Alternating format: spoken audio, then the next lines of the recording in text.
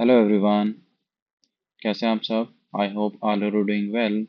तो इस वीडियो में हम डिस्कस करने वाले हैं यूपी टेट एग्ज़ाम के लिए, जूनियर लेवल के लिए, जो साइंस के मोस्ट इम्पोर्टेंट क्वेश्चंस हैं उनको। ठीक है, इसमें वीडियो में 100 क्वेश्चंस डिस्कस करेंगे हम। उस 100 क्वेश्चंस में आई होप आपको मैक्सिमम 12 से लेके 15 तक क्वेश्चंस आपको देखने को मिल सकते हैं। ठीक है, तो इस वीडियो को पूरा अंत तक जरूर देखिएगा। इसमें मैंने सीक्वेंस वाइज, यानी कि सबसे पहले बायो के, फिर केमिस्ट्री या फिजिक्स, और उसके बाद कुछ पेडागोजी भी क्वेश्चंस मैंने इंक्लूड करे हैं इसके अंदर। ठीक है, तो इन क्वेश्चन से आपको बहुत हेल्प मिलेगी। तो शुरू से लेकर आखिर तक इस वीडियो को जरूर देखिएगा और कोशिश करिए कि आप साथ साथ क्वेश्चंस का आंसर करते चलें। कॉपी पेन लेके बैठिएगा, जो भी करेक्ट आंसर आपको लग रहा है किसी क्वेश्चन का, तो उसको पहले खुद से मार्क करें और फिर बाद में मैच करें कि वो आंसर सही है या नहीं है। इससे आपको प्रैक्टिस का भी आइडिया लग जाएगा कि आपने कितनी प्रैक्टिस अभी तक करी है। ठीक है, तो चलिए शुरू करते हैं क्वेश्चन नंबर 1 से। क्वेश्चन नंबर 1 इज, निम्नलिखित में कौन सा जीव एक कोशिकीय यूनिसेलुलर नहीं है। यानी कि ऐसा जीव आपको बताना है जो सिंगल सेल नहीं है, जो मल्टी सेलुलर हो। तो first option is amoeba, paramecium, hydra, Euglena. ठीक है, तो कौन सा ऑप्शन हो जाएगा इसमें जो एक कोशिकीय नहीं है, यूनिसेलुलर नहीं, यानी कि मल्टी सेलुलर आपको बताना है। तो ऑप्शन नंबर सी, यानी कि हाइड्रा। हाइड्रा क्या होता है? मल्टी सेलुलर ऑर्गेनिज्म होता है। तो करेक्ट आंसर इसका हो जाएगा हाइड्रा। चलिए सेकंड क्वेश्चन। कोशिकाओं का वह समूह जो संरचना और कार्य में समान होता है, क्या कहलाता है? यानी कि संरचना जिसकी स्ट्रक्चर एक जैसा हो और जिसका फंक्शन भी एक ही तरीके का हो, उनको क्या कहेंगे? अंग कहते हैं, ऊतक या टिश्यू कहते हैं, अंग तंत्र कहा जाता है उसको, या फिर जीव कहा जाता है। तो करेक्ट आंसर इसका हो जाएगा ऊतक, यानी कि टिश्यूज। जो सेम स्ट्रक्चर्स की जब सेल आपस में कंबाइन होती हैं, तो वो कंबाइन होने के बाद फॉर्म करती हैं टिश्यूज का। ठीक है, टिश्यू फॉर्म करेगा और टिश्यू जब आपस में कंबाइन हो जाते हैं तो पूरा वो ऑर्गन बना लेते हैं। ठीक है, तो सेम सेल आपस में कंबाइन होकर, अब जब सेम सेल होंगी तो स्ट्रक्चर तो सेम होगा ही होगा इनका, सभी सेल्स का, और इनका जो फंक्शन है वो भी सबका सेम हो जाएगा। Next question number 3। पादप कोशिका में पाए जाने वाले उस अंगक का नाम बताइए जो जंतु कोशिका में नहीं होता है। यानी कि प्लांट सेल में तो वो चीज होती है, वो पार्ट होगा, पर एनिमल सेल में वो चीज नहीं मिलेगी आपको। माइटोकॉन्ड्रिया, लवक यानी कि प्लास्टिड्स, राइबोसोम्स, या अंतः प्रद्रवी जालिका। तो सिंपल, आपको सिंपल सा क्वेश्चन है, इसका आंसर हो जाएगा प्लास्टिड्स। प्लास्टिड्स केवल जो हरित लवक वगैरह होते हैं वो पौधों में ही मिलते हैं, प्लांट्स में ही मिलते हैं, प्लांट सेल्स के अंदर ही मिलते हैं, जीव सेल उसमें नहीं मिलते हैं, जीवों की कोशिकाओं में। चलिए क्वेश्चन नंबर 4। आत्महत्या की थैली यानी कि सुसाइडल बैग किस कोशिका अंगक को कहा जाता है? यानी कोशिका का ऐसा हिस्सा जिसको हम सुसाइडल बैग यानी कि आत्महत्या की थैली के नाम से जानते हैं। लाइसोसोम्स, गोल्जी काय, सेंट्रोसोम्स, या राइबोसोम्स। ठीक है, तो कोशिका की ऐसी थैली, मतलब इसके अंदर क्या होते हैं? एंजाइम्स होते हैं। तो जब हमारी सेल अपनी एज को कंप्लीट कर लेती है या फिर इसके अंदर कोई खराबी आ जाती है सेल के, तो ये थैली फट जाती है और इसमें जो एंजाइम होते हैं वो क्या करते हैं? पूरे सेल को एक तरीके से खत्म कर देते हैं। तो फोर्थ का आंसर हो जाएगा correct, option number A, lysosomes. सजीव और निर्जीव के बीच की कड़ी किसे माना जाता है? बैक्टीरिया यानी कि जीवाणु, विषाणु यानी कि वायरस, कवक फंगाई, या फिर एल्गी शैवाल। तो करेक्ट आंसर क्या होगा इसका? करेक्ट आंसर हो जाएगा इसका विषाणु यानी कि वायरस। दोनों के बीच के एक रिलेशन का काम करता है। अगर ये बॉडी से बाहर है तो ये निर्जीव की तरह बिहेव करेगा, और ये अगर ह्यूमन बॉडी या किसी भी एनिमल बॉडी के अंदर आ जाए वायरस, तो एक सजीव की तरह बिहेव करता है। तो दोनों के बीच कड़ी का काम करने का काम करता है विषाणु, वायरस। ठीक है, नेक्स्ट क्वेश्चन नंबर 6। पेनिसिलिन नामक एंटीबायोटिक किससे प्राप्त किया जाता है? जीवाणु से, कवक से, विषाणु से, प्रोटोजोआ से। तो क्या होगा इसका करेक्ट आंसर? करेक्ट आंसर हो जाएगा इसका ऑप्शन नंबर बी, यानी कि कवक से प्राप्त किया जाता है। और पेनिसिलियम जो एंट- किस लिए यूज किए जाते हैं इसको ध्यान रखना, ये एक एंटीबायोटिक है। यानी कि बैक्टीरिया वगैरह से जो बीमारियां वगैरह होती हैं तो उनको ठीक करने के लिए पेनिसिलिन का यूज किया जाता है, पेनिसिलिन। ठीक है, दूध को दही में बदलने के लिए उत्तरदायी सूक्ष्म जीव का नाम क्या है? यानी कि जब हम दूध से दही बनाते हैं तो एक बैक्टीरिया होता है जो दूध से दही बनाने में हेल्प करता है, तो उस बैक्टीरिया का नाम क्या हो जाएगा? राइजोबियम, लैक्टोबैसिलस, प्लाज्मोथियम, या फिर यीस्ट। तो करेक्ट आंसर हो जाएगा इसका लैक्टोबैसिलस। तो लैक्टोबैसिलस ही है जो दूध से दही बनाने में काम करता है। तो जब दही खट्टी हो जाती है तो उसके अंदर एक एसिड डेवलप हो जाता है जिसको हम कहते हैं लैक्टिक एसिड। तो लैक्टिक एसिड जो बनाने का काम करता है कौन करता है? लैक्टोबैसिलस। ठीक है। द्विनाम पद्धति यानी कि बाइनोमियल नोमेनक्लेचर के जनक कौन है? जिन्होंने दो पार्ट में क्लासिफाई करा था पूरे लिविंग्स जितने भी हैं उनको सबको, सजीवों को दो पार्ट में क्लासिफाई करने का काम किसने किया था? अरस्तु ने, कैरोलस लीनियस ने, रॉबर्ट हुक या थियोफेस्टस? तो करेक्ट आंसर इसका हो जाएगा कैरोलस लीनियस। ठीक है, ध्यान रखना है। नेक्स्ट क्वेश्चन, कीट भक्षी पौधे इंसेक्टिवोरस प्लांट्स किस तत्व की कमी वाली मिट्टी में उगते हैं? यानी कि ऐसे पौधे जो कीड़ों को ट्रैप करके उनको खाते हैं, उनके पोषक तत्वों को ग्रहण करते हैं, तो किस मिट्टी में उगते हैं वो? उनमें कौन से पोषक तत्व की कमी होती है? कार्बन की, नाइट्रोजन की, पोटेशियम की या कैल्शियम की? तो इसका करेक्ट आंसर हो जाएगा नाइट्रोजन। यानी कि ऐसे पौधे जो कीड़ों को खाते हैं उन किस मिट्टी में उगेंगे? जिसमें नाइट्रोजन की कमी हो। तो इन्हीं से कीड़ों वगैरह से वो अपना भोजन पूरा करते हैं, मतलब नाइट्रोजन की कमी को पूरा करते हैं। जैसे वीनस फ्लाई ट्रैप हो गया, घटपर्णी पौधा हो गया, तो ये कीटभक्षी पौधे होते हैं, नाइट्रोजन की कमी वाले मिट्टी में उगते हैं। नेक्स्ट, अमरबेल कैस्कुटा ना निम्नलिखित में किसका उदाहरण है? कैस्कुटा स्वपोषी, परजीवी यानी पैरासाइट, मृतोपजीवी या सहजीवी? ठीक है, कैस्कुटा अमरबेल जो होती है ये परजीवी पैरासाइट का एग्जाम्पल है। ठीक है, यानी कि पेड़ वगैरह पे अपने गांव वगैरह में अगर आप देखा होगा तो वहां पर पेड़ों पे क्या है, एक पतला सा रस्सी टाइप का स्ट्रक्चर, बहुत जाल सा बना रहता है, उसका पत्तियां वगैरह नहीं होती इसके अंदर। तो ये क्या करता है, जिस पेड़ के ऊपर चढ़ी रहती है बेल टाइप, तो उसी से अपना न्यूट्रिशन सारा लेती है, तो ये पैरासाइट की तरह काम करता है। प्रकाश संश्लेषण की क्रिया निम्न में कौन सी गैस निकलती है? तो कार्बन डाइऑक्साइड, ऑक्सीजन, नाइट्रोजन या फिर हाइड्रोजन? तो करेक्ट आंसर इसका ऑक्सीजन। यानी कि प्लांट क्या करते हैं, CO2 को एब्जॉर्ब करते हैं। प्लांट CO2 को एब्जॉर्ब करेंगे और ऑक्सीजन गैस को बाहर निकालते हैं प्रकाश संश्लेषण की क्रिया के दौरान। ठीक है, तो करेक्ट आंसर इसका हो जाएगा ऑक्सीजन। नेक्स्ट क्वेश्चन नंबर 12, मानव शरीर में रक्त का थक्का क्लोटिंग बनाने में कौन सा विटामिन सहायक है? ब्लड क्लोटिंग यानी कि जब कोई घाव हो जाता है तो उससे जब रक्त बाहर निकलता है तो उसको जमने में कौन सा विटामिन हेल्प करता है? तो vitamin A, vitamin C, vitamin E या फिर विटामिन के? ठीक है, तो करेक्ट आंसर हो जाएगा इसका विटामिन के। घेंगा रोग गोइटर किस कमी के कारण होता है? लोहे की कमी के कारण, कैल्शियम की, आयोडीन की या फिर फॉस्फोरस की? गोइटर वैसे होता क्या है, जो हमारे गले में जो थायराइड ग्लैंड्स होते हैं, थायराइड ग्लैंड्स क्या होते हैं, फूल जाते हैं, तो गला भी हमारा फूल सा जाता है, मोटा सा हो जाता है, जिसको हम क्या कहते हैं, गोइटर यानी घेंगा रोग कहा जाता है इसको हिंदी में। तो ये किस पोषक तत्व की कमी से होता है? क्योंकि ये जो हमारे गले में थायराइड ग्लैंड्स हैं, थायरोक्सिन हार्मोन रिलीज करते हैं। थायरोक्सिन हार्मोन को बनाने के लिए आयोडीन की जरूरत होती है। ठीक है, तो आयोडीन की अगर हमारी बॉडी में कमी हो जाए तो थायरोक्सिन हार्मोन नहीं बनेगा और ये जो थायराइड ग्लैंड्स हैं फूल जाते हैं, स्वेल हो जाते हैं, तो आयोडीन की कमी से ये गो रोग हो जाता है, घेंगा रोग। नेक्स्ट, लार स्लाइवा में कौन सा एंजाइम पाया जाता है? पेप्सिन, ट्रिप्सिन, टाइलिन, अमाइलेज या रेनिन? टाइलिन अमाइलेज मतलब दो एंजाइम हैं। ठीक है, टाइलिन और अमाइलेज। ये टाइलिन, इंग्लिश में टाइलिन ऐसे लिखा जाएगा, और अमाइलेज, अमाइलेज को स्लाइवरी अमाइलेज भी कह देते हैं। ठीक है, तो कौन सा एंजाइम हमारे लार में प्रेजेंट होता है? तो ये होता है टाइलिन और स्लाइवरी अमाइलेज, ये दोनों प्रेजेंट होते हैं। ठीक है, नेक्स्ट, मानव हृदय में कितने कक्षीय चैम्बर होते हैं? दो, तीन, चार या फिर एक?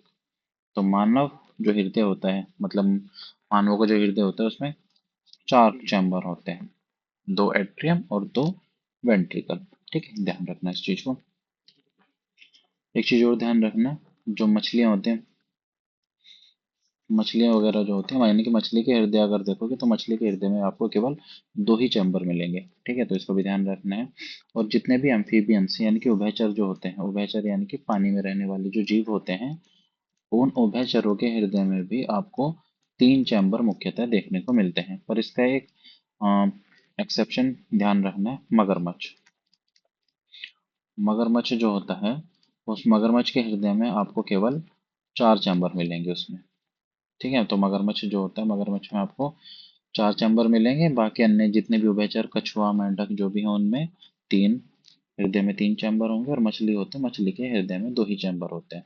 और मानव का अगर पूछा जाए तो मानव के हृदय में 4 चैम्बर होंगे। ठीक है, नेक्स्ट, पौधों में निर्मित भोजन संवहन पूरे पौधे में किसके द्वारा होता है? यानी कि पत्तियां जो भोजन बनाती हैं पौधे के अंदर, तो वो पौधे के अंदर हर एक भाग में चाहिए भोजन, तो उसको लेके जाने वाला जो ऊतक है पौधों के अंदर, वो कौन होता है?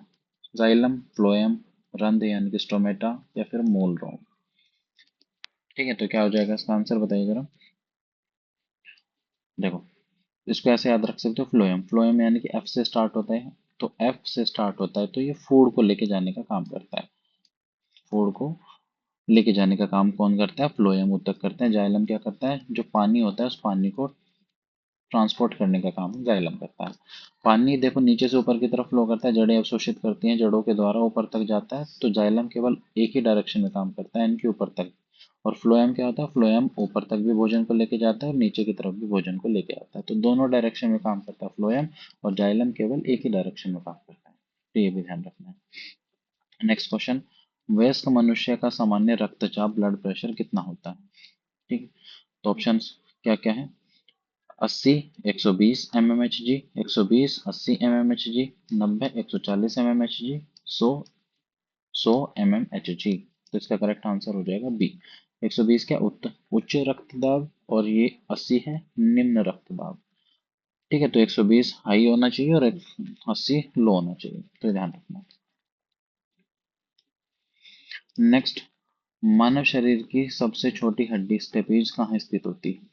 नाक में, कान में, पैर की उंगली में, हाथ में। तो ये कहाँ स्थित होती है? ये मनुष्य के कान में स्थित हो जाएगी। सबसे छोटी हड्डी का नाम भी ध्यान रखना, स्टेपीज कहते हैं इसको, और ये मुख्यतः कान में होती है।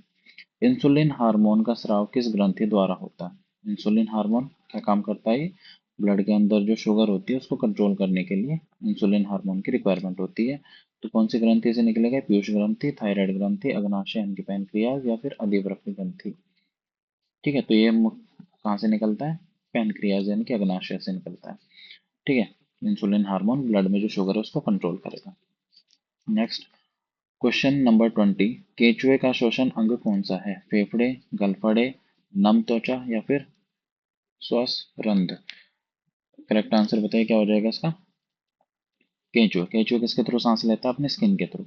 तो इसकी जो स्किन होती है उससे ही ये सांस लेता है, यानी कि नम त्वचा, मॉइस्ट स्किन से सांस लेता है। ठीक है, ध्यान रखना है। निम्नलिखित में कौन सा एक जलीय पौधा हाइड्रोफाइट है? जो जलीय पौधे हैं, जल में उगने वाले पौधों को कहा जाता है हाइड्रोफाइट। ठीक है, कैक्टस, नागफनी, जलकुंभी, या फिर मटर। सिंपल सा आंसर क्या हो जाएगा इसका? जलकुंभी, जल में उगता है ये हाइड्रिला।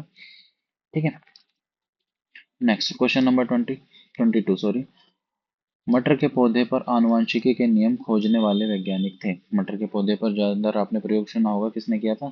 चार्ल्स डार्विन ने, ग्रेगर जोर मेंडल ने, जॉन मेंडल, लेमार्क, या फिर लुई पास्चर ने। करेक्ट आंसर क्या हो जाएगा इसका? Gregor John Mendel. इन्होंने मटर के पौधे पर आनुवंशिकी के कई सारे नियम दिए थे इन्होंने, तो ये ध्यान रखना। कपास के रेशे पौधे के किस भाग से प्राप्त होते हैं?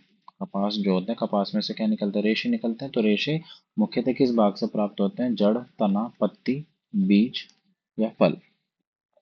तो करेक्ट आंसर क्या हो जाएगा इसका? Correct answer option number D, बीज या फिर जो फल होता है कपास का, उसी से जो व्हाइट व्हाइट होता है उसी को खींचकर हम क्या बनाते हैं? उसके रेशे बनाते हैं। क्वेश्चन नंबर 24, मलेरिया रोग का वाहक कौन है? मादा एनोफिलीज मच्छर, नर एनोफिलीज मच्छर, एंडीज मच्छर, या फिर घरेलू मक्खी। सिंपल सा क्वेश्चन है, इसका सिंपल सा आंसर है, देखो मादा एनोफिलीज मच्छर जो होता है वही मलेरिया रोग को कैरी करता है। मलेरिया रोग का वाहक होता है मादा एनोफिलीज मच्छर। ठीक है, एंडीज मच्छर ये जनरली डेंगू के लिए माना जाता है, डेंगू का वाहक होता है एंडीज मच्छर। घरेलू मक्खी जो होती है वो हैजा को फैलाने का कार्य करती है, मुख्यतः हैजा घरेलू मक्खी की वजह से होगा। ठीक है, पुरुषों में पाए जाने वाले गुणसूत्रों का संयोजन कौन सा है? पुरुषों के अंदर कौन कौन से गुणसूत्र यानी क्रोमोसोम्स हमें देखने को मिलते हैं? X X, X Y, Y Y, या फिर एक्स ओ। ठीक है, क्या हो जाएगा इसका करेक्ट आंसर? इसका करेक्ट आंसर हो जाएगा एक्स और वाई। महिलाओं के अंदर देखने को मिलते हैं एक्स और एक्स, पुरुषों के अंदर देखने को मिलते हैं एक्स और वाई क्रोमोसोम्स। वाई वाई किसी में नहीं होते और एक्सओ भी किसी के अंदर नहीं पाया जाएगा। ठीक है, नेक्स्ट ये हमारे 25 क्वेश्चंस थे बायो के। ठीक है, तो हो सकता है इनमें से आपको ज़्यादातर क्वेश्चन देखने को मिले। इसी से रिलेटेड अगर आप और प्रैक्टिस करेंगे तो जरूर से जरूर इनमें देखने को मिलेंगे। तो ये क्वेश्चन तो ऐसे हैं, आप इनको पक्का करके जाइएगा। ठीक है, चलिए नेक्स्ट मूव करते हैं फिजिक्स की तरफ। तो चलिए ज़्यादा समय बेकार ना करते हुए हम फिजिक्स के क्वेश्चंस को भी जल्दी से जल्दी डिस्कस करते हैं। ठीक है, मैं थोड़ा स्पीडली से ही जा रहा हूँ क्योंकि अब टाइम बहुत कम बचा हुआ है। तो जितनी जल्दी हो सके उतनी जल्दी आप क्वेश्चंस को एक बार देख लीजिएगा। ठीक है, तो फिजिक्स का फर्स्ट क्वेश्चन है, इनकी क्वेश्चन नंबर हमारा 26 है ओवरऑल। अंतरराष्ट्रीय पद्धति यानी कि एसआई में आवृत्ति फ्रीक्वेंसी का मात्रक क्या है? मीटर, सेकंड, हर्ट्ज या फिर न्यूटन? तो क्या हो जाएगा, फ्रीक्वेंसी का जो मात्रक होता है वो हर्ट्ज होता है। हर्ट्ज को सेकंड इनवर्स भी, ठीक है, सेकंड इनवर्स के बराबर होता है। तो सेकंड इनवर्स लिखा हुआ है या हर्ट्ज लिखा हुआ है, एक ही चीज। कार्य और ऊर्जा का एसआई मात्रक क्या है? वॉट, जूल, न्यूटन या फिर पास्कल?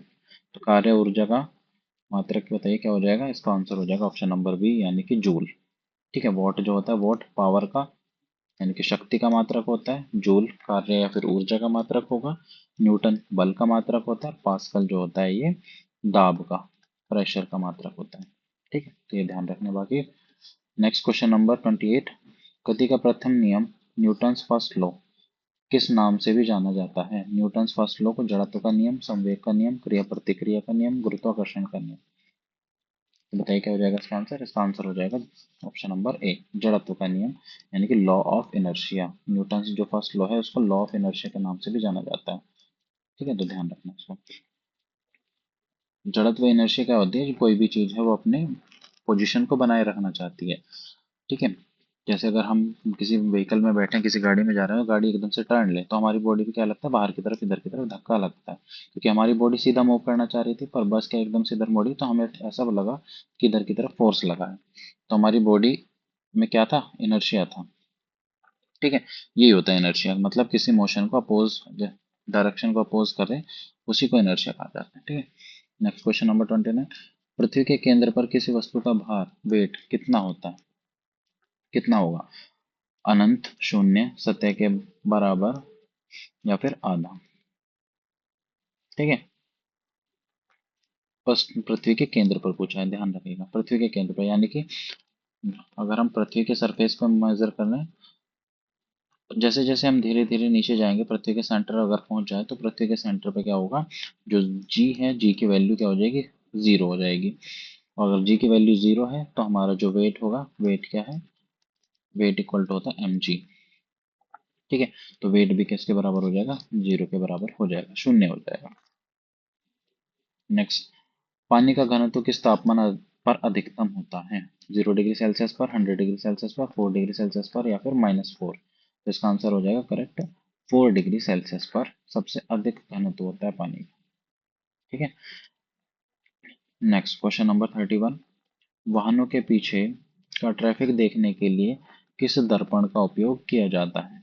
जो गाड़ी होती है, गाड़ियों के साइड में आपने देखोगे मिरर्स लगे रहते हैं, तो उन मिरर्स में पीछे का देखने के लिए यूज किए जाते हैं मिरर।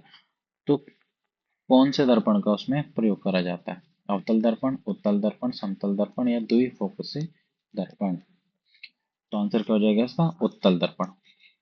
इस तरीके का दर्पण होता है उत्तल दर्पण। उत्तल दर्पण का यूज क्यों करते हैं, ताकि पीछे का हमें ज्यादा हिस्सा दिखाई दे। ठीक है, अगर हम सिंपल प्लेन मिरर यूज करेंगे तो केवल हमें इतना ही पार्ट दिखाई देगा, और अगर हमने उत्तल दर्पण यूज करा है तो हमें पीछे का ज्यादा हिस्सा दिखाई देगा, मतलब पीछे का ज्यादा ट्रैफिक हम देख पाएंगे। ठीक है, नेक्स्ट क्वेश्चन नंबर 32, आकाश का नीला रंग दिखाई देने का मुख्य कारण क्या है? प्रकाश का परावर्तन, प्रकाश का अपवर्तन, प्रकाश का प्रकीर्णन यानी कि स्कैटरिंग, प्रकाश का पूर्ण आंतरिक परिवर्तन? तो क्वेश्चन नंबर 32 का ऑप्शन बताइए क्या हो जाएगा। ये होता है प्रकाश का प्रकीर्णन यानी कि स्कैटरिंग। ठीक है, जब लाइट आती है तो गैस पार्टिकल्स होते हैं हवा के अंदर, एयर के अंदर, तो उन पार्टिकल से लाइट टकराकर फैल जाती है। तो प्रकाश का प्रकीर्णन, स्कैटरिंग की वजह से हमें जो स्काई है उसका कलर ब्लू दिखाई देता है, due to scattering of light. ध्यान रखना इसको। स्वस्थ मानव आंख के लिए स्पष्ट दृष्टि दृष्टि की न्यूनतम दूरी कितनी होती है? 25 मीटर, 2.5 सेंटीमीटर, 25 सेंटीमीटर या फिर अनंत। तो क्वेश्चन नंबर 33, करेक्ट आंसर इसका हो जाएगा 25 सेंटीमीटर। यानी कि हम आंख से लगभग 25 सेंटीमीटर दूर रखी वस्तुओं को साफ साफ देख सकते हैं। तो इस पास न्यूनतम दूरी हो गई हमारी 25 सेंटीमीटर, और अगर यही पूछे कि मैक्सिमम कितना दूर तक देख सकते हैं तो मैक्सिमम इनफाइनाइट हो जाएगा। ठीक है, ध्यान रखना, इन्फिनिटी, यानी कि हम अनंत दूरी तक देख सकते हैं। कम से कम 25 होना चाहिए और मैक्सिमम हम कितनी दूर तक का देख सकते हैं। नेक्स्ट क्वेश्चन नंबर 34, निकट दृष्टि दोष यानी कि मायोपिया को दूर करने के लिए किस लेंस का उपयोग किया जाता है। तो मायोपिया क्या होता है? निकट दृष्टि दोष मतलब इसमें क्या है, हमें निकट की चीजें तो साफ साफ दिखाई देंगी, पर जो दूर की चीजें हैं वो दूर की चीजें हमें साफ दिखाई नहीं देंगी। तो अगर मायोपिया है किसी पर्सन को, किसी भी आदमी को, तो उसको दूर करने के लिए उत्तल लेंस का प्रयोग करेंगे, अवतल का करेंगे, बेलनाकार लेंस का, या फिर समतल लेंस का प्रयोग किया जाए। तो क्वेश्चन नंबर 34 का आंसर हो जाएगा अवतल लेंस का प्रयोग करते हैं। मायोपिया में क्या होता है, जो हमारी आंख होती है उस आंख के ये पीछे की तरफ क्या है, रेटिना है, ये हिस्सा रेटिना होगा। तो जो इमेज बनती है वो रेटिना से पहले ही बन जाती है। तो रेटिना से पहले इमेज बन जाती है, जिस वजह से हमें दूर की चीजें साफ दिखाई नहीं देती हैं। तो इसको ठीक करने के लिए हम कौन से लेंस का यूज करेंगे, इसको अवतल लेंस का प्रयोग किया जाता है। अवतल लेंस क्या करता है, लाइट को थोड़ा पहले फैला देगा, फिर हमारी जो आंख के अंदर लेंस है, वो आंख के अंदर जो लेंस प्रेजेंट है वो क्या करेगा, इसको सही से रेटिना पर फोकस कर पाएगा। रेटिना पर सही से फोकस होगा तो जिस वजह से हमें चीजें साफ साफ दिखाई देने लगती हैं। तो अवतल लेंस का प्रयोग किया जाता है। नेक्स्ट क्वेश्चन नंबर 35, अंतरिक्ष यात्री को आकाश का रंग कैसा दिखाई देता है, नीला, सफेद, काला या फिर लाल। तो इसका आंसर हो जाएगा काला। अंतरिक्ष जो में जाने वाले जो यात्री हैं उनको आकाश का रंग काला दिखाई देता है। ठीक है, क्योंकि ऊपर जब जाएंगे तो ऊपर तो कोई एयर वगैरह नहीं है, तो स्कैटरिंग नहीं होगी। जब लाइट की स्कैटरिंग नहीं होती है तो हमें काला दिखाई देगा ऊपर का जो भी आसमान है वो।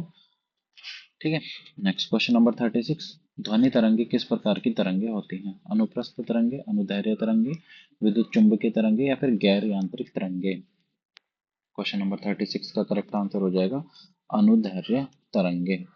ठीक है, क्वेश्चन नंबर 37, ध्वनि की चाल सबसे अधिक किस माध्यम में होती है, ठोस, द्रव, गैस या फिर निर्वात।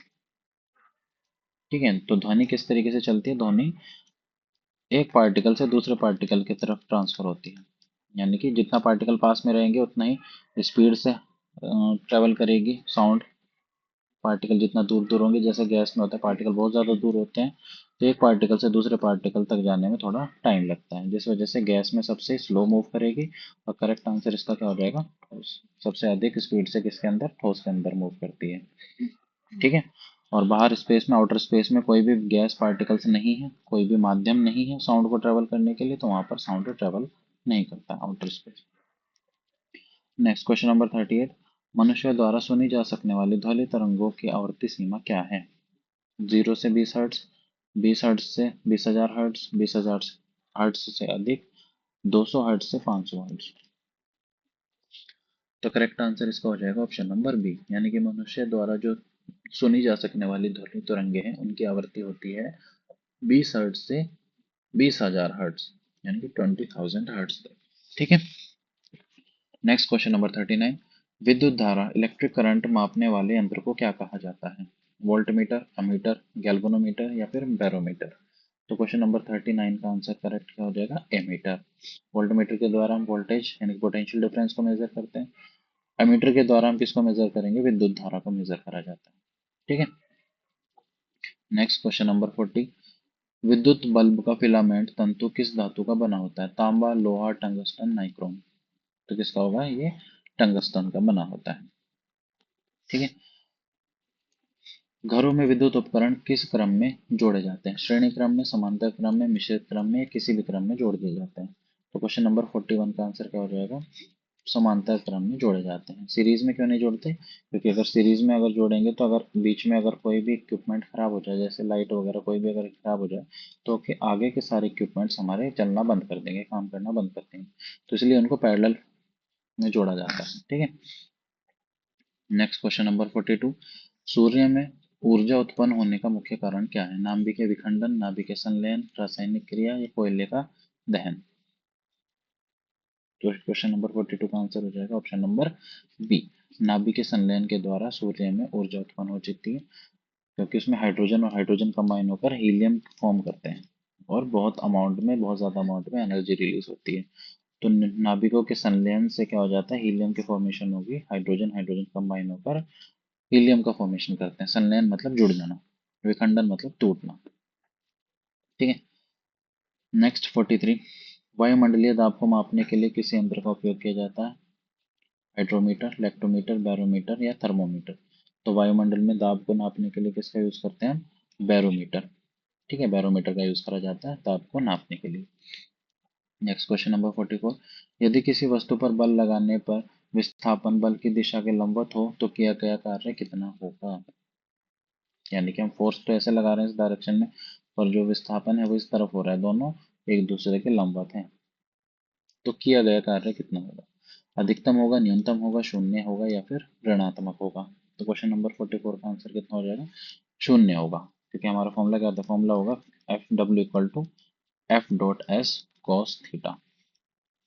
अब थीटा कितना है? थीटा हो जाएगा 90, और थीटा 90 है तो कॉस थीटा कितना होता है? कॉस 90, cos 90 हो जाएगा 0। तो अगर cos 90 0 है तो हमारा पूरा वर्क कितना हो जाएगा? 0 के बराबर हो जाएगा, शून्य हो जाएगा, यानी कि कोई काम या कोई वर्क, कोई कार्य नहीं होगा। निम्नलिखित में कौन सा ऊर्जा का नवीनीकरण रिन्यूएबल स्रोत है? कोयला, पेट्रोलियम, सौर ऊर्जा या फिर प्राकृतिक गैस, जिसको हम दोबारा प्राप्त कर सकते हैं? कोयला, पेट्रोलियम, सौर ऊर्जा या फिर प्राकृतिक गैस। तो कौन से? सौर ऊर्जा एक नवीनीकरण ऊर्जा का स्रोत है। ऑप्शन नंबर सी इसका करेक्ट आंसर। 46, एक हॉर्स पावर 1 HP कितने वाट के बराबर होता है? 746 what, 500 what, 1000 what, 764 what. Question number 46 का करेक्ट आंसर हो जाएगा ऑप्शन नंबर ए, यानी कि 1 हॉर्स पावर में 746 वॉट होते हैं। ठीक है, ये ध्यान रखना है आपको। नेक्स्ट क्वेश्चन नंबर 47, स्वतंत्र रूप से गिरती हुई वस्तु की कुल ऊर्जा पर क्या प्रभाव पड़ता है? ऊर्जा घटती है, बढ़ती है, नियत स्थिर रहती है, पहले बढ़ती है फिर घटती है? करेक्ट आंसर क्या हो जाएगा इसका? यानी कि अगर ऊपर से कोई चीज ऑब्जेक्ट नीचे की तरफ गिर रहा है तो उसकी कुल जो ऊर्जा है वो क्या रहेगी? नियत रहेगी, उसमें कोई बदलाव नहीं होगा। ठीक है, नेक्स्ट क्वेश्चन नंबर 48, तैरने का नियम प्रिंसिपल ऑफ फ्लोटेशन किस वैज्ञानिक ने दिया था? न्यूटन ने, आर्किमिडीज ने, पास्कल ने, गैलीलियो ने? तो 48 का आंसर किसका हो जाएगा? आर्किमिडीज। ठीक है, स्थायी चुंबक बनाने के लिए किसका उपयोग किया जाता है? नर्म लोहा, इस्पात या स्टील, तांबा या फिर एल्यूमिनियम? किसका यूज करते हैं हम? इस्पात या फिर स्टील का यूज किया जाता है स्थायी चुंबक बनाने के लिए। ठीक है, क्वेश्चन नंबर 50, स्वतंत्र रूप से लटका हुआ चुंबक हमेशा किस दिशा में ठहरता है? पूर्व पश्चिम, उत्तर दक्षिण, उत्तर पूर्व, किसी भी दिशा में? तो क्वेश्चन नंबर 50 का आंसर हो जाएगा उत्तर और दक्षिण दिशा में। जो मैग्नेट होते हैं, मैग्नेट में दो पोल होंगे, एक नॉर्थ पोल एक साउथ पोल। मैग्नेट का जो नॉर्थ पोल होगा वो अर्थ के साउथ पोल की ओर डायरेक्ट हो जाएगा, और जो मैग्नेट का साउथ पोल होता है वो अर्थ के नॉर्थ पोल की तरफ आ जाएगा। ठीक है, तो इसी दिशा में हमेशा, उत्तर और दक्षिण दिशा में हमेशा लटका हुआ, जो स्वतंत्र रूप से लटका हुआ चुंबक है वो आके स्थिर हो जाता है। ठीक है, तो ये हमारे 25 क्वेश्चन हो गए फिजिक्स के। तो अभी तक हमने लगभग 25 क्वेश्चन डिस्कस किए थे बायो के, उसके बाद हमने 25 क्वेश्चन डिस्कस किए फिजिक्स के, उसी तरीके से और 25 क्वेश्चन हमारे अब केमिस्ट्री के स्टार्ट होंगे। ठीक है, तो आई होप आपका बायो का पोर्शन भी अच्छे तरीके से क्लियर होगा, बायो के क्वेश्चन भी आपने सही तरीके से करे होंगे, फिजिक्स के क्वेश्चन भी आपके मोस्टली करेक्ट हुए होंगे। तो अब डिस्कस करते हैं केमिस्ट्री के पोर्शन को। ठीक है, तो केमिस्ट्री का फर्स्ट क्वेश्चन है, आधुनिक रसायन विज्ञान का जनक किसे माना जाता है? Rutherford, Lavoisier, Mendeleev, John Dalton? तो करेक्ट आंसर क्या हो जाएगा इसका? लेवाइजियर। लेवाइजियर, एंटोनियो लेवाइजियर इनका पूरा नाम है, यह रसायन विज्ञान के जनक माने जाते हैं। नेक्स्ट क्वेश्चन नंबर 52, पदार्थ की चौथी अवस्था कौन सी मानी जाती है? ठोस, gas, plasma, Bose Einstein condensate. तो पदार्थ की जो चौथी अवस्था है वो प्लाज्मा मानी जाती है। ठीक है, ठोस, द्रव, गैस, ये तीन अवस्था होती हैं, चौथी प्लाज्मा होती है। अगर पांचवी पूछी जाए तो पांचवी अवस्था होती है बोस आइंस्टाइन कंडेंसेट। तो करेक्ट आंसर इस, क्योंकि इसमें चौथी अवस्था पूछा है तो ऑप्शन नंबर सी हमारा करेक्ट होगा। किसी तत्व के परमाणु के नाभिक में उपस्थित प्रोटॉन की संख्या को क्या कहते हैं? द्रव्यमान संख्या, परमाणु क्रमांक यानी एटॉमिक नंबर, परमाणु भार या फिर संयोजकता। तो परमाणु के नाभिक में उपस्थित प्रोटॉनों की संख्या किसके बराबर होती है? उसमें परमाणु क्रमांक के बराबर होती है। ठीक है, जिसको हम Z से रिप्रेजेंट करते हैं। तो आप फॉर्मूला भी देखा होगा, Z equal to P equal to E। मतलब जितना परमाणु क्रमांक होगा उतने उसके अंदर प्रोटॉन होंगे। और अगर एटम जो हमारा अणु है वो क्या है? न्यूट्रल है, परमाणु न्यूट्रल है, उस पे ऊपर कोई चार्ज नहीं है, तो जितने प्रोटॉन है उतने ही उसके अंदर इलेक्ट्रॉन होंगे। तो प्रोटॉन की और इलेक्ट्रॉन की संख्या बराबर होगी अगर हमारा परमाणु पर कोई आवेश नहीं है। नेक्स्ट क्वेश्चन नंबर 54, परमाणु के नाभिक में कौन कण उपस्थित होते हैं? Electron proton, proton neutron, electron neutron या केवल न्यूट्रॉन? तो नाभिक में पूछा है तो परमाणु के नाभिक में क्या होता है? प्रोटॉन और न्यूट्रॉन उपस्थित होते हैं। इलेक्ट्रॉन इस नाभिक के चारों ओर विभिन्न कक्षाओं में घूमते रहते हैं, चक्कर लगाते रहते हैं। नेक्स्ट क्वेश्चन नंबर 55, इलेक्ट्रॉन की खोज किसने की थी? J Thomson, James Chadwick, Rutherford या फिर जॉन डाल्टन? तो क्वेश्चन नंबर 55 का आंसर हो जाएगा जे थॉमसन। जे थॉमसन ने ही इलेक्ट्रॉन की खोज की थी। क्वेश्चन 56, एक ही तत्व के परमाणु जिनके परमाणु संख्या समान लेकिन द्रव्यमान संख्या भिन्न होती है कहलाते हैं? एक ही तत्व के परमाणु जिनका परमाणु संख्या समान हो पर द्रव्यमान संख्या भिन्न हो, अलग अलग हो, उनको संभारिक कहते हैं, समस्थानिक कहते हैं, न्यूट्रॉनिक या फिर समावयवी। तो उनको कहा जाता है समस्थानिक, यानी कि ऑप्शन नंबर बी। सोने, गोल्ड का रासायनिक प्रतीक क्या है? Ag, Au, Fe या फिर Cu? तो गोल्ड का रासायनिक प्रतीक होता है Au। Ag सिल्वर का होता है, Fe आयरन का और Cu कॉपर। ठीक है, क्वेश्चन नंबर 58, निम्नलिखित में कौन सा एक भौतिक परिवर्तन फिजिकल चेंज है? लोहे पर जंग लगना, दूध से दही बनना, बर्फ का पिघलना, कागज का जलना। तो भौतिक परिवर्तन कौन सा हो जाएगा इसमें? Option number C. बाकी के तीनों सब रासायनिक परिवर्तन है, ये तीनों। नीले लिटमस पत्र को लाल कर देने वाले पदार्थ की प्रकृति क्या होती है? यानी कि ब्लू लिटमस पेपर अगर लाल हो जाए, रेड हो जाए, तो तत्व की प्रकृति कैसी होगी? क्षारीय होगा, अम्लीय होगा, उदासीन या फिर उभयधर्मी? उभयधर्मी मतलब जो क्षार और अम्ल दोनों की तरह काम करता है। तो अगर लिटमस पेपर जो है ब्लू से रेड हो जाता है तो वो हमारा अम्लीय होगा, और अगर उल्टा हो जा रहा है, रेड लिटमस पेपर ब्लू में चेंज हो जाता है, तो फिर वो क्षार होता है।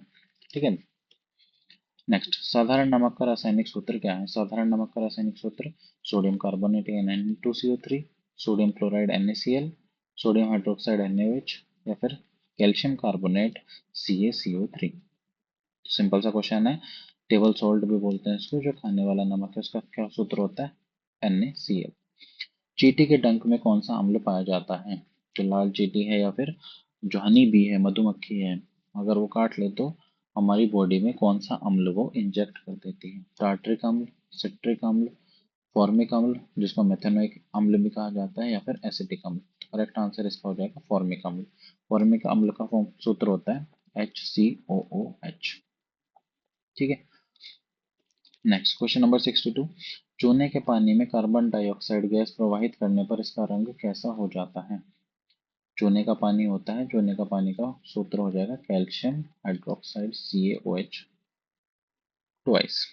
ठीक है, तो चूने के पानी में जब हम क्या करते हैं, कार्बन डाइऑक्साइड प्रवाहित करते हैं, तो इसका रंग परिवर्तित होकर मिल्की हो जाता है, यानी कैल्शियम कार्बोनेट की फॉर्मेशन हो जाती है। और कैल्शियम कार्बोनेट की फॉर्मेशन की वजह से जो कलरलेस था सॉल्यूशन, यानी कि रंगहीन था, वो रंगहीन से कैसा कलर शो करने लगता है? मिल्की कलर शो करने लगता है, यानी कि दूधिया कलर शो करेगा।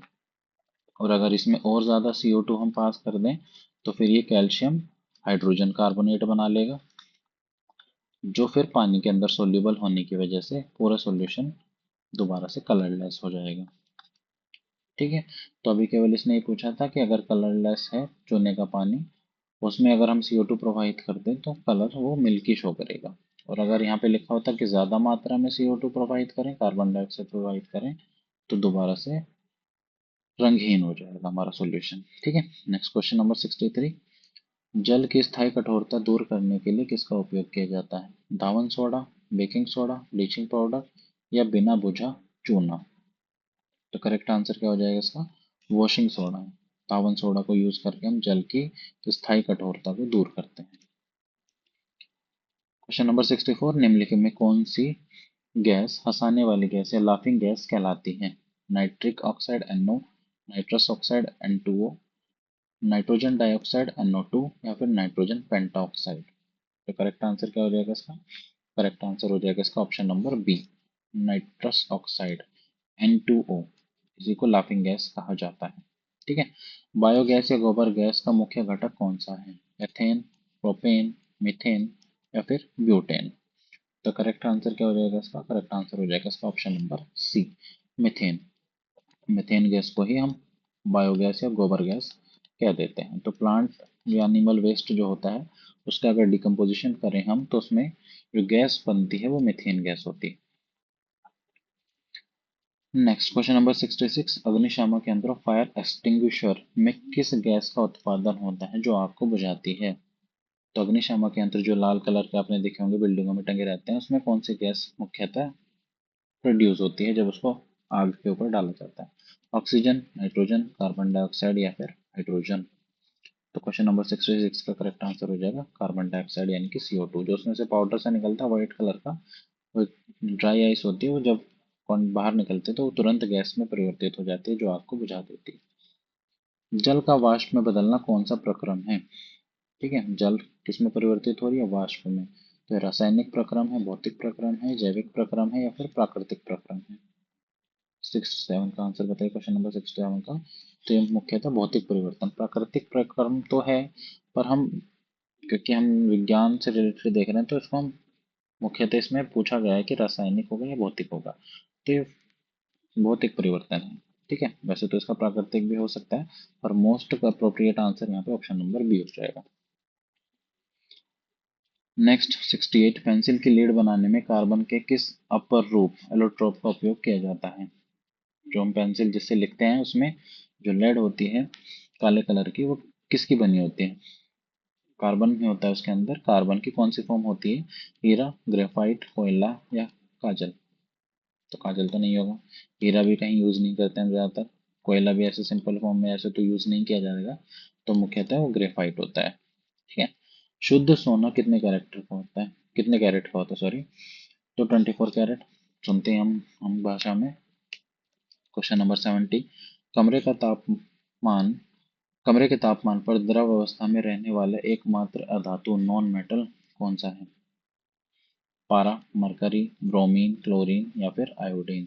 वैसे तो मरकरी भी हमारा साधारण जो कमरे का तापमान होता है उसमें द्रव अवस्था में ही रहता है, पर ये क्या है? मेटल है, यानी कि धातु है। तो क्वेश्चन में हमारे से अधातु पूछा है, तो अधातु क्या हो जाएगा? इसका करेक्ट आंसर हो जाएगा ब्रोमीन। भविष्य का ईंधन किसे कहा जाता है? हाइड्रोजन, प्राकृतिक गैस, मीथेन या इथेनॉल? ठीक है। क्वेश्चन नंबर 71 का करेक्ट आंसर हो जाएगा ऑप्शन नंबर ए, हाइड्रोजन को भविष्य का ईंधन भी कहा जाता है। ठीक है। कुछ एक गाड़ियां बनने भी लगी हैं हाइड्रोजन गैस पे चलने वाली, तो धीरे धीरे इस पे और शोध किए जा रहे हैं। तो भविष्य का ईंधन कहा जाता है हाइड्रोजन गैस को। तो option number A. Next question number 72। अम्लीय वर्षा यानी कि एसिड रेन के लिए उत्तरदायी मुख्य गैसें कौन सी हैं? जो अम्लीय वर्षा होती है तो उसमें कौन कौन सी गैसें मुख्यतः रिस्पॉन्सिबल होती हैं? CO और CO2, SO2 और NO2, CH4 और O3, नाइट्रोजन और ऑक्सीजन? तो मुख्यतः कौन सी गैस उसके लिए रिस्पॉन्सिबल होंगी? बताइए आंसर क्या हो जाएगा क्वेश्चन नंबर 72 का? ऑप्शन नंबर हो जाएगा बी। ठीक है। हवा में क्या होता है? कुछ प्रदूषण होता है, प्रदूषण की वजह से, जैसे प्रदूषण में मुख्यतः सल्फर डाइऑक्साइड और नाइट्रोजन डाइऑक्साइड प्रेजेंट होते हैं, तो जब वाटर एंड गैसेस के कांटेक्ट में आता है तो अम्ल बना लेता है, जिसको ही हम अम्ल वर्षा कहा कहते हैं। कृत्रिम वर्षा यानी कि क्लाउड सीडिंग कराने के लिए किस रसायन का प्रयोग किया जाता है? Silver nitrate, silver iodide, potassium chloride या फिर कैल्शियम कार्बोनेट। तो क्वेश्चन नंबर 73 का करेक्ट आंसर हो जाएगा सिल्वर आयोडाइड यानी कि AgI। सिल्वर आयोडाइड का यूज करके हम कृत्रिम वर्षा कराते हैं। ठीक है। नेक्स्ट क्वेश्चन नंबर 74, ओजोन परत वायुमंडल के किस भाग में पाई जाती है? शोभ मंडल, समताप मंडल, मध्यम मंडल या फिर बाह्य मंडल। तो समताप मंडल में हमारी जो ओजोन की परत है वो पाई जाती है। ठीक है। नेक्स्ट क्वेश्चन नंबर 75, पीने के पानी को कीटाणु मुक्त करने के लिए किस पाउडर का उपयोग किया जाता है? बेकिंग पाउडर का, ब्लीचिंग पाउडर यानी विरंजक चूर्ण का, धावन सोडा का या फिर जिप्सम का। तो क्वेश्चन नंबर 75 का करेक्ट आंसर हो जाएगा option number B, bleaching powder का यूज करके हम पानी को कीटाणु मुक्त कर सकते हैं। फॉर्मूला क्या हो जाएगा इसका? फॉर्मूला होता है CaOCl2, कैल्शियम ऑक्सीक्लोराइड इसका रासायनिक नाम हो जाएगा। बेकिंग पाउडर का फॉर्मूला भी ध्यान रखना, बेकिंग पाउडर का फॉर्मूला हो जाता है NaHCO3, कैल्शियम हाइड्रोजन कार्बोनेट। धावन सोडा का फॉर्मूला हो जाएगा Na2CO3 डॉट 10H2O, ये धावन सोडा का सूत्र होता है। और जिप्सम का सूत्र हो जाएगा CaSO4 डॉट 2H2O, ये जिप्सम का रासायनिक सूत्र होता है। ठीक है। तो इनके सभी के आपको रासायनिक सूत्र ध्यान रखने हैं, किसी का भी पूछा जा सकता है। नेक्स्ट, अभी तक हमने 25 क्वेश्चन बायो के डिस्कस कर लिए हैं। उसके बाद हमने 25 क्वेश्चन देखे थे फिजिक्स के, और अभी हमने 25 क्वेश्चन करे हैं केमिस्ट्री के। तो अभी तक हमारे टोटल 75 क्वेश्चन हम साइंस के कर चुके हैं। अब ये लास्ट के जो 25 क्वेश्चन है ये शिक्षण शास्त्र यानी कि साइंस पेडागोजी से रिलेटेड है। तो ये भी देखिएगा क्योंकि पेडागोजी भी पूछी जाती है। हालांकि यूपी टेट में अभी तक रहा है कि पेडागोजी कम पूछी जाती है थोड़ा, पर इसमें भी 2-3 क्वेश्चन मिलने के चांसेस आपके रहते हैं। ठीक है। तो क्वेश्चन नंबर 76, उच्च प्राथमिक स्तर पर विज्ञान शिक्षण का सबसे महत्वपूर्ण उद्देश्य क्या है? उच्च प्राथमिक स्तर पर जब हम विज्ञान पढ़ाते हैं तो उसका सबसे महत्वपूर्ण उद्देश्य क्या है?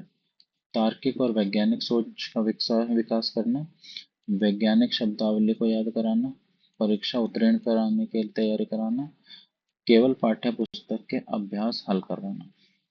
ठीक है। तो शब्दावली को याद कराना ऐसा कुछ नहीं कराते, केवल परीक्षा उत्तीर्ण कराना भी हमारा उद्देश्य नहीं है, पाठ्य पुस्तक के अभ्यास को हल कराना भी केवल हमारा उद्देश्य नहीं है। तो इसका क्या हो जाएगा करेक्ट आंसर? तार्किक और वैज्ञानिक सोच का विकास करना। ठीक है। नेक्स्ट क्वेश्चन नंबर 77, करके सीखना, लर्निंग बाय डूइंग सिद्धांत पर आधारित शिक्षण विधि कौन सी है? जब बच्चों को हम कुछ देते हैं वो करके खुद से सीखते हैं, तो उसमें मुख्यतः कौन सा शिक्षण विधि उसमें लग रही होती है?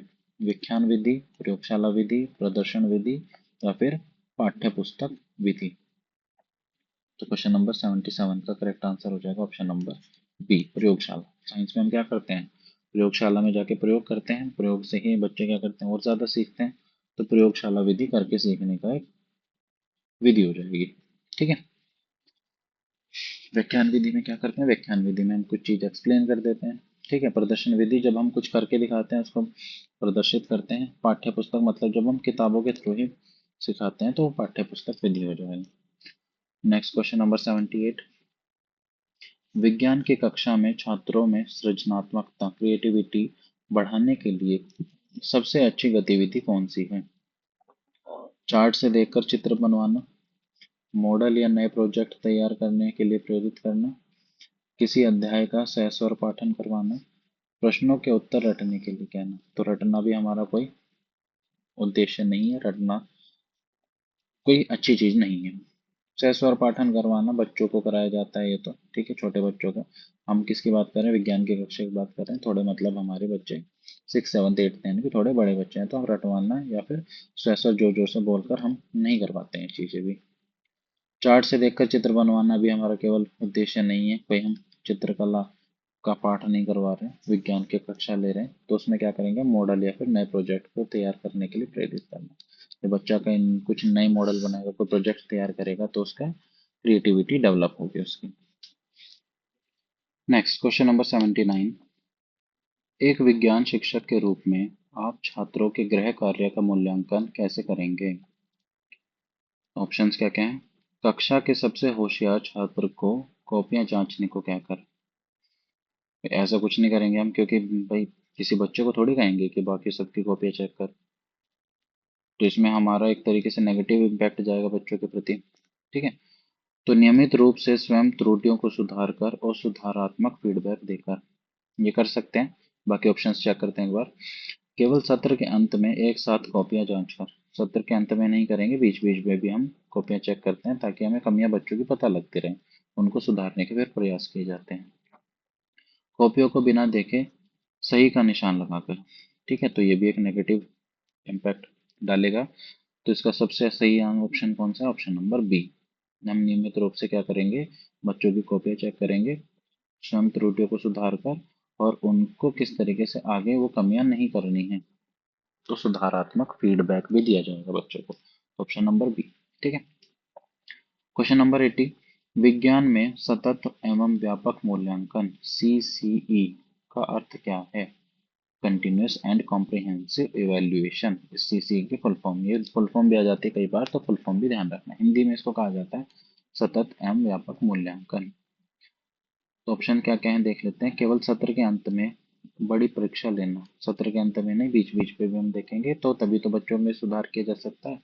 जब तक हमें उनकी कमियां पता नहीं लगेंगी तब तक सुधार कैसे किया जाएगा। बी ऑप्शन क्या है? छात्रों के अधिगम के शैक्षणिक और सह शैक्षणिक दोनों पक्षों का निरंतर मूल्यांकन। ये हो सकता है। हर सप्ताह केवल बहुविकल्पीय परीक्षा लेना। केवल बहुविकल्पीय परीक्षा में तो काम नहीं बनेगा, दूसरी तरह की परीक्षा भी हमें लेनी पड़ेंगी। केवल व्यावहारिक कार्यों की परीक्षा लेकर, व्यावहारिक कार्यों की परीक्षा लेना भी सही नहीं है। तो सबसे सही ऑप्शन हो जाएगा बी।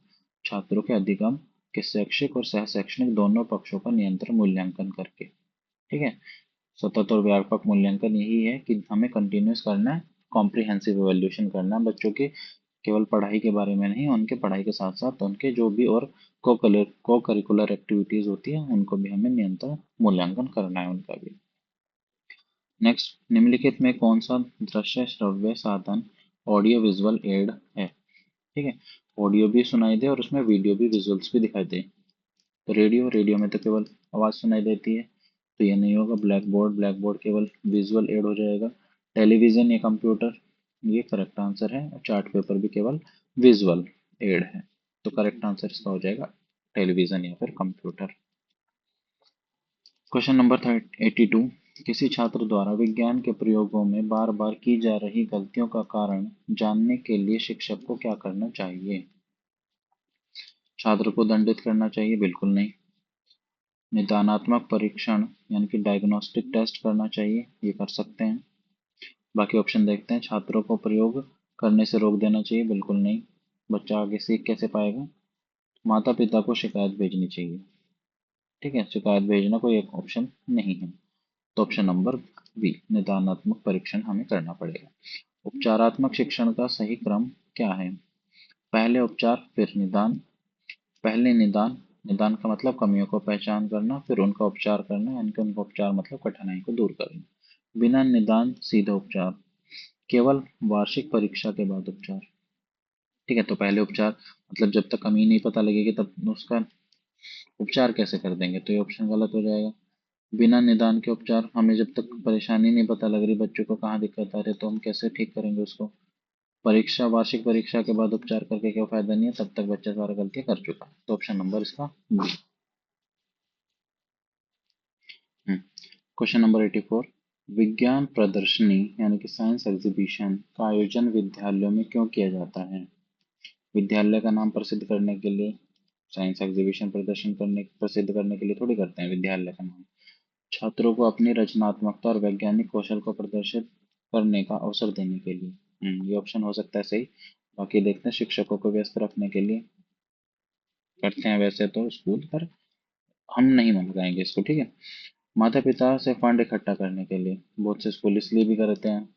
ठीक है, तो स्कूल के हिसाब से देखें तो ऑप्शन ए, सी और डी इन सब के लिए ज्यादा करते हैं। पर हमें, हमारे हिसाब से करेक्ट आंसर क्या हो जाएगा? Option number B. Next question number 85। क्षेत्र भ्रमण यानी कि फील्ड ट्रिप विज्ञान शिक्षण में क्यों महत्वपूर्ण है? यह छात्रों को मनोरंजन का अवसर देता है। यह वास्तविक वस्तुओं और प्रकृति के साथ प्रत्यक्ष अनुभव प्रदान करता है। इससे शिक्षकों को कक्षा में नहीं पढ़ाना पड़ता, यह केवल समय बिताने का साधन है। ठीक है, तो करेक्ट आंसर इसका हो जाएगा ऑप्शन नंबर बी। बच्चों को फील्ड ट्रिप्स यानी कि जब हम किसी ट्रिप पर लेके जाते हैं तो बच्चे क्या करते हैं, वहां पर वास्तविक जो वस्तुएं होती हैं उनको फील करते हैं, किस तरीके से कोई चीज काम करती है। ठीक है, और प्रकृति के साथ वो क्या करते हैं, प्रत्यक्ष अनुभव होता है उनका। नेक्स्ट क्वेश्चन नंबर 86, विज्ञान शिक्षण में परियोजना विधि यानी कि प्रोजेक्ट मेथड के प्रतिपादक कौन है? किलपैट्रिक, सुकरात, अरस्तू या फिर स्किनर? Question number 86। तो परियोजना विधि यानी कि प्रोजेक्ट जो मेथड है उस किसने दिया था? किलपैट्रिक। ठीक है, तो ध्यान रखना किलपैट्रिक ने दिया था। एक अच्छी विज्ञान पाठ्य पुस्तक में कौन सा गुण होना अनिवार्य है? उसमें केवल कठिन प्रश्न होने चाहिए? ऐसा तो बिल्कुल नहीं है। विषय वस्तु बाल केंद्रित और दैनिक जीवन के अनुभवों से जुड़ी होनी चाहिए। ठीक है, ऑप्शन नंबर हो सकता है ये। आगे देखते हैं। इसमें रंगीन चित्रों का अभाव होना चाहिए? ऐसा कुछ नहीं है, बल्कि जितने ज्यादा चित्र होते हैं बच्चे उतने ही अच्छे तरीके से समझ पाते चीजों को। उनकी भाषा बहुत क्लिष्ट होनी चाहिए। क्लिष्ट मतलब एक टफ होनी चाहिए, ऐसा भी नहीं है। तो ऑप्शन नंबर हो जाएगा बी। नेक्स्ट, राष्ट्रीय पाठ्यचर्या रूपरेखा एनसीएफ 2005 के अनुसार विज्ञान शिक्षण को होना चाहिए शिक्षक केंद्रित, बाल केंद्रित, परीक्षा केंद्रित, विद्यालय केंद्रित। तो हमारी जो मॉडर्न एजुकेशन है वो बाल केंद्रित यानी कि चाइल्ड सेंटर ही है। कहीं भी ऑप्शन आपको दिखे बाल केंद्रित तो आंख बंद करके उसको लगा दीजिएगा। ठीक है, हमारी जो आधुनिक शिक्षा है वो बाल केंद्रित ही है, पालक के ऊपर ही डिपेंड करती है सारी चीजें। नेक्स्ट क्वेश्चन नंबर 88, छात्रों में पर्यावरण के प्रति जागरूकता पैदा करने का सबसे प्रभावी तरीका क्या है? पर्यावरण के प्रति उनको जागरूक करना है तो सबसे प्रभावी तरीका कौन सा होगा? उन्हें पर्यावरण पर एक लंबा भाषण देना। नेक्स्ट, पर्यावरण क्लब की गतिविधियां और वृक्षारोपण से जोड़ना। उन्हें पर्यावरण की परिभाषा याद कराना। पर्यावरण की किताबें पढ़ने को कहना। ठीक है, तो क्या हो जाएगा इसका correct answer? Option number B, पर्यावरण क्लब की गतिविधियां वृक्षारोपण से जोड़ना। ठीक है, नेक्स्ट 90, विज्ञान में परिकल्पना हाइपोथेसिस बनाने का क्या अर्थ है? किसी समस्या का अंतिम और निश्चित उत्तर, तथ्यों के आधार पर किया गया एक संभावित या अंतिम अनुमान, बिना सोचे समझे लगाया गया तुक्का, केवल किताबों में लिखी बातों को दोहराना। तो विज्ञान में परिकल्पना जब करी जाती है, हाइपोथेसिस दी जाती है, तो उसका क्या अर्थ होता है? ठीक है, तो करेक्ट आंसर क्या हो जाएगा इसका? ऑप्शन नंबर बी, तथ्यों के आधार पर किया गया एक संभावित और अंतिम अनुमान। जो भी हमारे पास तथ्य होते हैं, जो भी फैक्ट हमारे पास हैं, तो उससे हम क्या एक निष्कर्ष निकाल रहे हैं, क्या उसको सही तरीके से बता पा रहे हैं उसके बारे में, तो उसी को कहा जाता है संभावित। जो अनुमान लगाया जाता है उसी को कहा जाता है हाइपोथेसिस। ठीक है, नेक्स्ट 91, निम्नलिखित में कौन सा कौशल विज्ञान की प्रकृति के अनुकूल नहीं है? अवलोकन करना, रटना या अंधविश्वास रखना, निष्कर्ष निकालना, वर्गीकरण करना। तो रटना या फिर अंधविश्वास रखना ये हमारे विज्ञान की प्रकृति के अनुकूल नहीं है। ठीक है, तो ऑप्शन नंबर बी। नेक्स्ट, विज्ञान शब्द की उत्पत्ति लैटिन शब्द साइंटिया से हुई है जिसका अर्थ है सोचना, जानना, टू नो, देखना, प्रयोग करना। तो 92 इसका करेक्ट आंसर हो जाएगा जानना। इस लैटिन शब्द का सही मतलब क्या है, सही अर्थ क्या है इसका? जानना, किसी चीज के बारे में जानना। पाठ योजना लेसन प्लान के निर्माण का मुख्य लाभ क्या है? जब भी हम लेसन प्लान बनाते हैं तो उसका क्या लाभ है मुख्यतः? शिक्षक समय से पहले स्कूल छोड़ सकता है? ऐसा तो कुछ नहीं है लेसन प्लान के बारे में, ऐसा तो इसलिए थोड़ी बनाया जाता है। शिक्षण कार्य व्यवस्थित, उद्देश्यपूर्ण और समयबद्ध बनता है। छात्रों को पढ़ाना नहीं पड़ता, प्रधानाचार्य खुश रहते हैं। ठीक है, तो ऐसा कुछ नहीं है, ऑप्शन नंबर बी इसका करेक्ट हो जाएगा। नेक्स्ट, विज्ञान शिक्षण में समस्या समाधान विधि प्रॉब्लम सॉल्विंग मेथड का पहला चरण क्या है? पहला चरण क्या हो जाएगा अगर हम किसी प्रॉब्लम को सॉल्व कर रहे हैं, समस्या समाधान विधि का। निष्कर्ष निकालना, समस्या की पहचान करना, डाटा एकत्र करना या फिर परिकल्पना का परीक्षण। तो जब हम कुछ प्रॉब्लम को सॉल्व कर रहे हैं तो ऐसा थोड़ी कि पहले ही हम निष्कर्ष निकाल के दे देंगे उसका। पहले एनालाइज करेंगे, पहले पहचानेंगे, कुछ डाटा इकट्ठा करेंगे, फिर उसका परीक्षण करेंगे, तब निष्कर्ष निकलेगा। तो ये तो अंतिम हो सकता है, अंतिम अगर पूछा जाए तो वो चरण हो सकता है, पहला चरण तो नहीं होगा। समस्या की पहचान करना ये हो सकता है, डाटा एकत्र करना भी पहला चरण नहीं है। परिकल्पना का परीक्षण, परीक्षण भी पहला चरण नहीं होगा, परीक्षण भी बाद में करेंगे, दूसरा तीसरा चरण होगा। पहला चरण सबसे पहले हम करेंगे क्या, समस्या की पहचान करेंगे कि हम किस समस्या को सॉल्व करना चाह रहे हैं। तो समस्या की पहचान होगी तभी आगे के स्टेप हो पाएंगे। तो पहला चरण हो जाएगा ऑप्शन नंबर बी। ब्लूम के वर्गीकरण, ब्लूम्स टैक्सोनॉमी के अनुसार ज्ञान और बोध के बाद अगला उच्च स्तर कौन सा है? मूल्यांकन, अनुप्रयोग या एप्लीकेशन, विश्लेषण या फिर संश्लेषण। ब्लूम टैक्सोनॉमी जब हम पढ़ते हैं तो ब्लूम टैक्सोनॉमी में सबसे नीचे क्या क्या स्तर आएगा, ज्ञान, फिर बोध, फिर उसके बाद आ जाता है अनुप्रयोग, ठीक है, यानी कि एप्लीकेशन। तो ऑप्शन हो जाएगा इसका बी। नेक्स्ट 96, विज्ञान की प्रयोगशाला में सुरक्षा की दृष्टिकोण से अनिवार्य वस्तु क्या है? प्रयोगशाला में सुरक्षा की दृष्टि से सबसे अनिवार्य वस्तु क्या हो जाएगी? प्राथमिक चिकित्सा बॉक्स, फर्स्ट एड बॉक्स और अग्निशामक, सुंदर पेंटिंग्स, म्यूजिक सिस्टम, केवल बड़ी मेजें। ये सुंदर पेंटिंग थोड़ी किसी प्रयोगशाला में ज्यादा किसी काम की है, हम सुरक्षा के दृष्टिकोण से देख रहे हैं। तो सुरक्षा में क्या काम आएंगी पेंटिंग, म्यूजिक सिस्टम भी कोई सुरक्षा में काम नहीं आएगा, बड़ी मेजें भी कोई सुरक्षा में काम नहीं आती हैं। तो प्राथमिक चिकित्सा बॉक्स या फिर अग्निशामक जो यंत्र होते हैं वही सुरक्षा के दृष्टिकोण से सबसे ज्यादा महत्वपूर्ण माने जाएंगे। तो 96 का हो जाएगा ऑप्शन नंबर ए। 97, छात्रों की वैज्ञानिक अभिरुचि को मापने के लिए सबसे उपयुक्त उपकरण कौन सा हो सकता है? मौखिक परीक्षा, रेटिंग स्केल और अवलोकन, केवल लिखित निबंधात्मक परीक्षा, हाजिरी रजिस्टर। क्या हो जाएगा इसका करेक्ट आंसर? भाई हमें क्या करना है, वैज्ञानिक अभिरुचि मापनी है बच्चों की, तो मौखिक परीक्षा नहीं ले, केवल मौखिक परीक्षा नहीं आप सकते, निबंध लिखने को कहते हैं तो उस पर भी नहीं होगा, हाजिरी रजिस्टर से भी कुछ ऐसा पता नहीं लगेगा। तो रेटिंग स्केल या फिर अवलोकन करके क्या कर सकते हैं, हम बच्चों की वैज्ञानिक रुचि को माप सकते हैं।